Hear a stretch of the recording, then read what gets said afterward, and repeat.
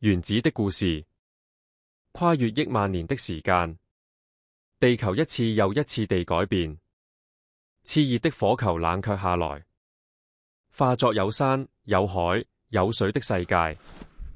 物質變了，但原子沒有變，原子從未改變自己，它們只是重新排列，改變形態，改變存在的空間。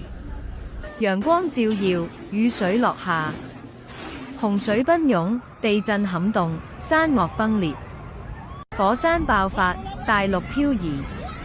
然而，原子依然是原子。森林被掩埋，在千萬年的高溫與高壓之下，它們化為石油。即便如此，仍然只是原子。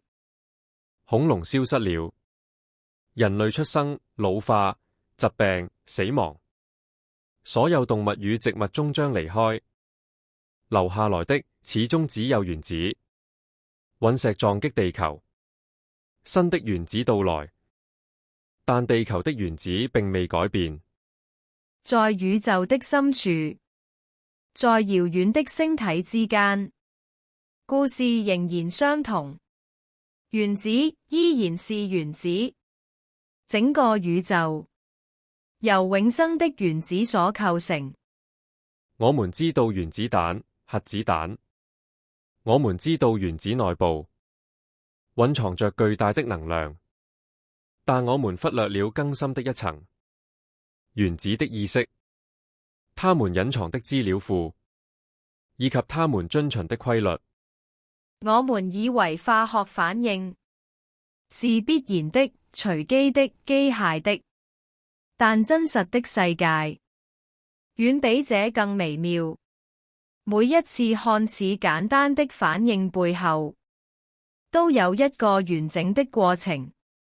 當氫遇見氮，它們可能彼此無關，擦身而過，但當氫遇見氧，在適當的環境之中，它們會結合。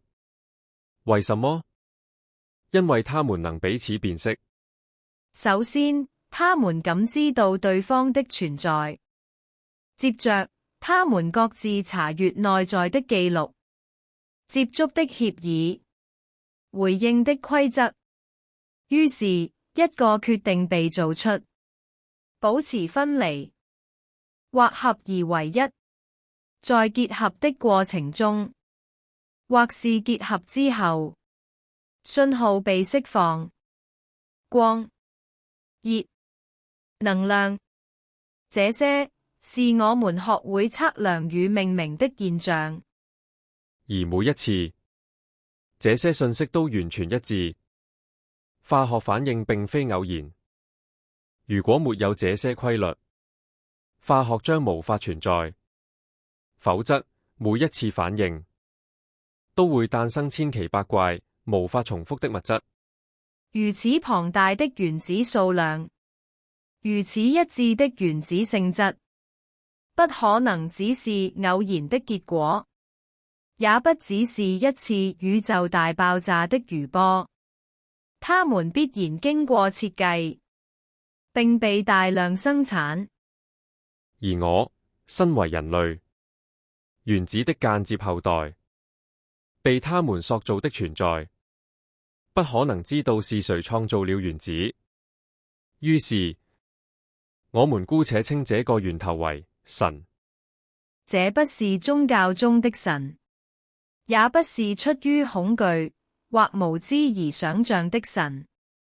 它只是一個名字，用來指向我們尚未理解的起點。至於原子的結構，以及原子之中的生命，留待下回分解。謝謝。